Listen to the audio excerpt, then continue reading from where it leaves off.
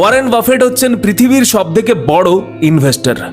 Warren Buffett বিগত কয়েক বছর ধরে পৃথিবীর টপ ইনভেস্টরের তালিকায় 1 থেকে 5-এর মধ্যে ছিলেন।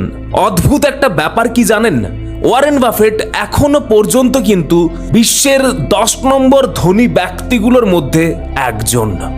মাত্র 6 বছর বয়সেই ওয়ারেন বাফেট রোজগার করা শুরু করেন।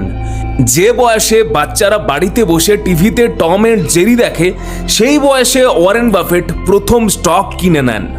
আর সেই বয়সটা হলো মাত্র 11 বছর। মানে আপনি বুঝতে পারছেন কত ছোটবেলা থেকে তার ধনী হওয়ার স্বপ্ন ছিল, টাকা রোজগার করার ইচ্ছে ছিল। স্বপ্ন পূরণ করার জন্য প্রচুর বাধাও এসছিল, তবুও সে তার লক্ষ্য পূরণ করেছে।